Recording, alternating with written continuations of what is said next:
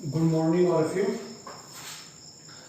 आज हम लोग बीएसटी का सेकंड चैप्टर पढ़ेंगे, प्रिंसिपल ऑफ मैनेजमेंट। ठीक है, तो इस चैप्टर में हम लोग मोस्टली क्या पढ़ेंगे कि जो मैनेजमेंट के क्या क्या प्रिंसिपल्स होते हैं, उसके बारे में, उसके क्या ऑब्जेक्टिव्स हैं, ठीक है, उसके क्या इंपॉर्टेंस है, और इसमें फ्यूल के क्या क्या प्रिंसिपल हैं, टेलर के क्या क्या प्रिंसिपल, ये तमाम चीज़ इसमें हम लोग पढ़ेंगे। ठीक है, तो पहला हमारा टॉपिक है आज जो है मीनिंग ऑफ प्रिंसिपल। प्रिंसिपल का मतलब होता है क्या है। सबसे पहले देखिए, पहले मैनेजमेंट प्रिंसिपल से पहले हम ये पढ़ेंगे, कॉन्सेप्ट समझेंगे कि प्रिंसिपल होता क्या है। देखिए, हम प्रिंसिपल सिद्धांत की बात कर रहे हैं, हम इंपॉर्टेंट की बात नहीं कर रहे हैं, प्रिंसिपल की बात नहीं कर रहे हैं, प्रिंसिपल की बात कर रहे हैं। ठीक है, तो प्रिंसिपल क्या होता है, सबसे पहले समझेंगे। प्रिंसिपल एक बेसिक आइडिया होता है। क्या होता है? एक बेसिक आइडिया होता है और रूल होता है दैट एक्सप्लेन और कंट्रोल हाउ समथिंग हैपन और वर्क। मतलब कहने मकसद ये है कि प्रिंसिपल एक रूल होता है जिसके जरिए हम लोग काम करते हैं, मतलब उसी की बेसिस पे काम करते हैं कि ये एक प्रिंसिपल बना हुआ है, इसी प्रिंसिपल एक सिद्धांत बना हुआ है, इसी सिद्धांत के बेस पर, इसी प्रिंसिपल के बेस पर हमें वर्क करना है। तो एक तरह का प्रिंसिपल क्या होता है? एक बेसिक आइडिया होता है। क्या होता है? एक बेसिक आइडिया होता है, एक रूल होता है जो क्या एक्सप्लेन करता है, एक्सप्लेन और कंट्रोल, जो बताता है और कंट्रोल करता है हाउ समथिंग हैपन, वो किस तरीके से काम होगा। और दूसरे तरीके से भी समझ सकते हैं हम लोग कि जो प्रिंसिपल क्या होता है, प्रिंसिपल क्या कहते हैं, विच रिफ्लेक्ट अ फंडामेंटल ट्रुथ। ठीक है, ये एक क्या रिफ्लेक्ट करके आता है, एक फंडामेंटल ट्रुथ आता है कि मान लीजिए कि हमने किसी पर काम किया, एक्शन लिया, जो रिवॉर्ड बैक रिएक्शन आएगा वही हमारे लिए क्या है, फंडामेंटल ट्रुथ होगा। तो ये क्या है, which reflect a fundamental truth about some phenomena based on cause and effect relationship. हमने जो कॉज एंड इफेक्ट, मतलब हमने जिस पर एक्शन लिया, एक्शन से जो रिजल्ट वापस हमारे पर आता है, रिएक्शन आता है, वही हमारे क्या होता है, एक फंडामेंटल ट्रुथ होता है। तो ओवरऑल समझिए कि प्रिंसिपल क्या होता है। ठीक है, अब हम लोग पढ़ेंगे कि मैनेजमेंट प्रिंसिपल क्या होता है। ये तो प्रिंसिपल समझ में आ गया। ठीक है, अब मैनेजमेंट प्रिंसिपल समझते हैं कि मैनेजमेंट प्रिंसिपल क्या होता है। It is also a fundamental truth. एक तरह क्या होता है, फंडामेंटल ट्रुथ जो रिफ्लेक्ट होकर आता है, which act as a guideline. ये क्या बताता है, एक गाइडलाइन बताता है, एक एक्ट करता है, मतलब कि एक तरह का ये बताता है कि किस तरह की गाइडलाइन है for taking managerial action and decision.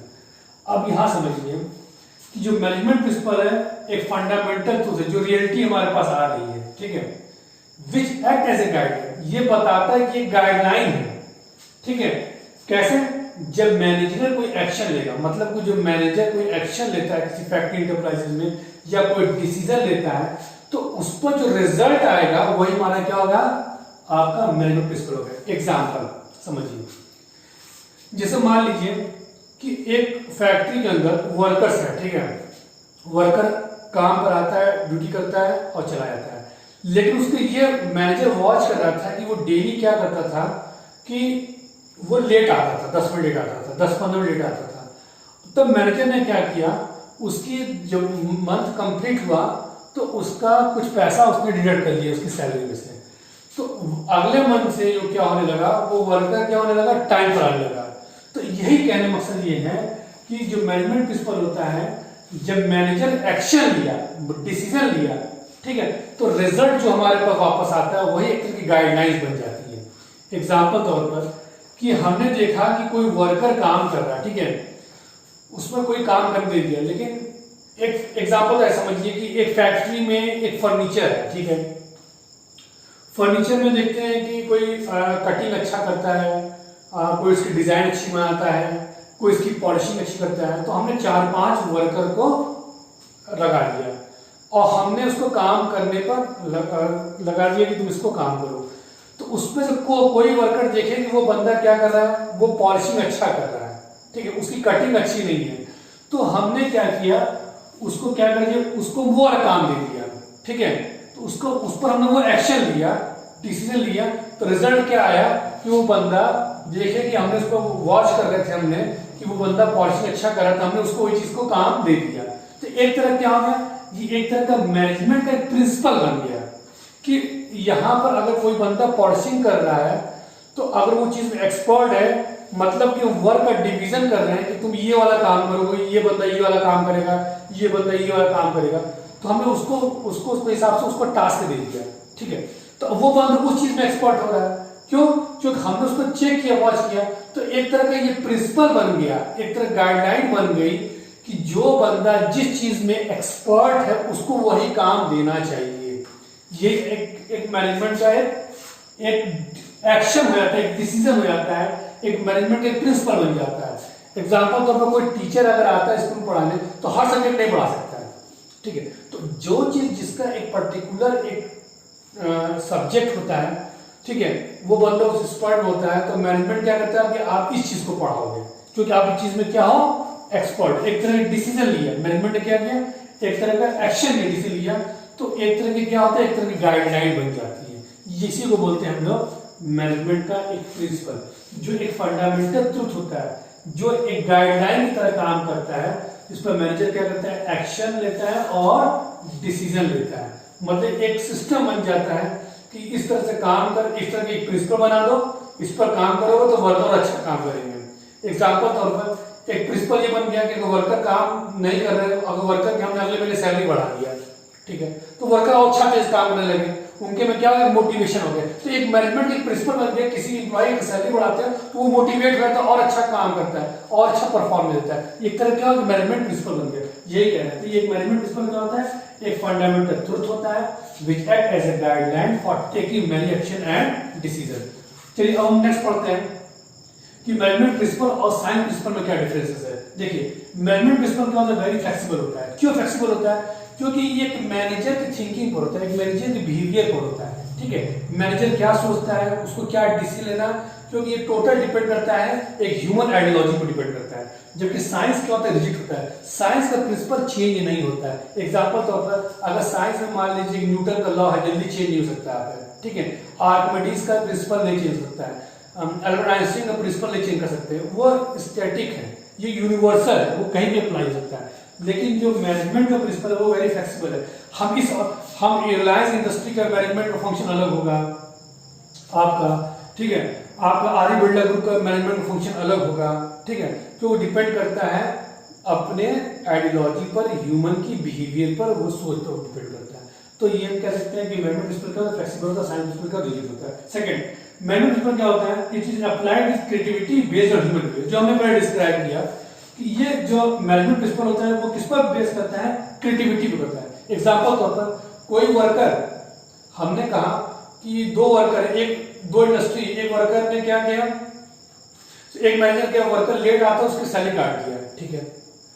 दूसरे ऑपरेशन में क्या कि वर्कर बहुत लेट आता था, उस ऑपरेशन उस वर्कर को निकाल दिया। बात तो एक ही थी, लेट आने पर एक लोग क्या उसको पैसा काट दिया, एक लोग ने क्या उसको निकाल दिया, लेकिन फर्क क्या है, क्रिएटिविटी, डिफरेंसेस है क्रिएटिविटी पर। तो ये कह रहे हैं कि ये जो मैनेजमेंट प्रिंसिपल क्या होता है, it is applied with creativity based on human behaviour, ठीक है। जबकि साइंस क्या होता है, एब्सोल्यूट स्टैटिक मैनर। वो एक एब्सोल्यूट स्टैटिक मैनर मतलब उसमें कोई भी चेंजेस नहीं आता है, एज स्टैटिक मैनर होता है, मतलब एक रिजिड होता है, कोई भी चेंजेस नहीं आता है। नेक्स्ट क्या है, मैनेजमेंट प्रिंसिपल क्या होता है, चेंजिंग विद इन्वायरमेंट। जाहिर बात है कि मैनेजमेंट प्रिंसिपल क्या होता है, वो क्या करता है, इन्वायरमेंट के हिसाब से चेंजेस होता रहता है। जैसे आपके बिजनेस इन्वायरमेंट में, चाहे आपका सोशल फैक्टर हो गया, चाहे आपका टेक्नोलॉजिकल फैक्टर, नई टेक्निक आ गई तो मैनेजमेंट उसी हिसाब से ऑर्गेनाइजेशन में काम करेगा। इकोनॉमिकल चेंजेस आए, जीएसटी आ गया तो मैनेजमेंट उस हिसाब से इम्प्लीमेंटेशन करेगा। रॉ मटेरियल महंगा हो गया तो मैनेजमेंट उस हिसाब से क्या करेगा, आउटपुट निकालेगा प्रोडक्ट की, ठीक है। जबकि साइंस में क्या है, कोई भी चेंजेस नहीं होता है, किसी भी इन्वायरमेंट चेंज होता है, चाहे वो कैसा भी इन्वायरमेंट हो, साइंस का प्रिंसिपल कभी भी चेंज नहीं होता है। चलिए नेक्स्ट पढ़ते हैं, इसके बाद हम लोग पढ़ते हैं कि मैनेजमेंट के क्या क्या प्रिंसिपल्स हैं और क्या क्या टेक्निक्स हैं। मैनेजमेंट प्रिंसिपल टेक्निक और डिफरेंसेस पढ़ेंगे अभी हम लोग। चलिए अब हम लोग पढ़ते हैं कि मैनेजमेंट प्रिंसिपल और मैनेजमेंट टेक्निक में क्या क्या डिफरेंसेस है। देखिए मैनेजमेंट प्रिंसिपल क्या होता है, मैनेजमेंट प्रिंसिपल में बताया कि गाइडलाइन होता है, जो मैनेजर क्या करता है, एक्शन लेता है। जबकि मैनेजमेंट टेक्निक क्या होती है, मैनेजमेंट टेक्निक एक मेथड होता है, एक प्रोसीजर होता है, मतलब एक तरीका होता है किसी चीज को काम करने के लिए, ठीक है, which involve a series of step, ठीक है, एक सीरीज ऑफ स्टेप्स होता है, ठीक है, ताकि हम उसको किस तरह काम को करें। देखिए एक प्रिंसिपल बन गया कि ये प्रिंसिपल हम किस तरह काम कर, लेकिन टेक्निक और टेक्निक उस प्रिंसिपल के बेस पे काम करता है। ये प्रिंसिपल बन गया, टेक्निक ये है, उसी टेक्निक के जरिए काम होगा, ठीक है।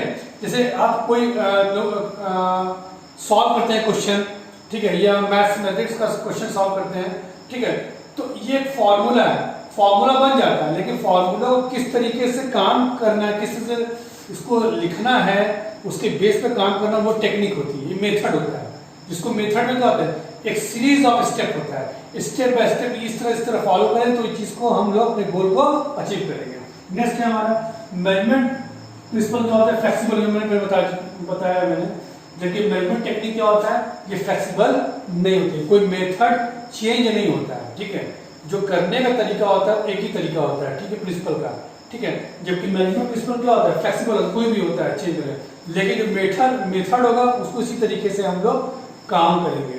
एग्जाम्पल तो पर समझाते हैं, आप लोग कंफ्यूज होंगे कि जैसे मान लीजिए कि ये प्रिंसिपल बन गया, ठीक है, कि कोई वर्कर इंडस्ट्री फैक्ट्री में काम कर रहा है, ठीक है, ठीक है, वो एम्प्लॉय लेट आता है, ठीक है, बार बार, ठीक है, तो अब उस पर एक्शन क्या टेक्निक ले रहे हैं, उसका टेक्निक ये है कि उसके हम पैसा को डिटेक्ट करते हैं, ठीक है, या तो उसको टर्मिनेट कर डिटेक्ट करें, तो मेथड बार बार चेंज नहीं होता है, ठीक है, मेथड को हम लोग चेंज नहीं कर सकते, उसी के बेस पर हम लोग एक्शन लेते हैं, ठीक है, एक गाइडलाइन बन गई, लेकिन उस पर एक्शन जो ले रहा है वो एक तरह का टेक्निक्स हो गई, किस टेक्निक के जरिए आप उस पर एक्शन ले रहे हैं, ठीक है, ये क्या हो गया, मैनेजमेंट टेक्निक हो गया।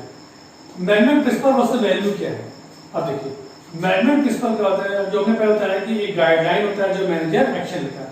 वैल्यू क्या होता है, वैल्यू एक रूल होता है, rule for behaviour of individual in society. Ethics क्या होता है, what is right what is wrong, मतलब एक तरीका होता है, एक रूल्स होता है, एक रूल्स रेगुलेशन होता है कि एक इंसान का क्या बिहेवियर है कि सोसाइटी में, ठीक है। हमारे एक्सेस क्या कहता है कि मान लीजिए कोई भी इंप्लॉइज है, ठीक है, वो बहुत बीमार है, ठीक है, वो नहीं आ पाता, तो हमारे एक्सेस क्या कहता है कि उसको छुट्टी दे देना चाहिए, ठीक है, लीव देना चाहिए, उसका सैलरी डिडक्ट नहीं करना चाहिए, ठीक है। तो एक तरह का एथिक्स है, तो एथिक्स क्या बताता है आपको, सोसाइटी में आपके बिहेवियर को बताता है, रूल्स बताता है।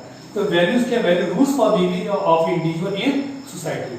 नेक्स्ट क्या हमारा मैनेजमेंट प्रिंसिपल क्या, management principle technical in nature, management principle technical in nature होता है, मतलब टेक्निकली बात बताता है कि जैसे कोई प्रिंसिपल बन गया, वो टेक्निकली प्रिंसिपल बन गया, उसको हम चेंज नहीं कर सकते हैं, ठीक है। चेंज करने से तो मतलब ये कहने मकसद नहीं है कि हम फ्लेक्सिबल नहीं है, टेक्निकल नेचर का मतलब इसी प्रिंसिपल के अकॉर्डिंग काम होगा, तो ये टेक्निकली चीज है। जैसे एक डिवीजन ऑफ वर्क, मैंने एग्जांपल दिया, फ्यूल के प्रिंसिपल आगे में पढ़ेंगे, डिवीजन ऑफ वर्क, कि जो वर्कर जो जिस चीज में एक्सपर्ट उसको वही चीज को काम देना चाहिए। ऐसे मान लीजिए मैं इकोनॉमिक्स पढ़ाता हूँ, मैं बीएसटी पढ़ाता हूँ, मैं अकाउंट्स पढ़ाता हूँ, जो पढ़ाता हूँ, तो मुझे उसी चीज का काम में एक्सपर्ट है, तो वही चीज को काम को देना चाहिए, ठीक है, ना कि मुझे फिजिक्स दे दिया गया, मुझे केमिस्ट्री दे दिया गया। तो ये क्या टेक्निकल इन नेचर है, जबकि वैल्यूज क्या एथिकल इन नेचर है, what is right what is wrong, एक बिहेवियर बताता है, एथिक्स बताता है, एक मॉरलिटी बताता है, ठीक है। मैनेजमेंट प्रिंसिपल क्या होता है, मैनेजमेंट प्रिंसिपल इंसिस्ट करता है, क्या मतलब इंसिस्ट मतलब फोर्सफुली, क्या करता है, on fulfilling of values and ethics of society. Values और एथिक्स की, एथिक्स जो होती है, जो वैल्यूज होती है, ये सोसाइटी को फुलफिल करता है। मतलब कि मैनेजमेंट के प्रिंसिपल ये कहता है कि जो एथिक्स है, जो ये वैल्यूज है, जो मॉरल है, उसको आप फुलफिल कीजिए प्रॉपर तरीके से। तो ये हमारा क्या है, डिफरेंसेस है मैनेजमेंट प्रिंसिपल और वैल्यूज में। अब हम लोग पढ़ेंगे कि derivation of management principle, management का प्रिंसिपल कैसे डेराइव होकर के आया, कैसे निकला, इसके बारे में पढ़ेंगे।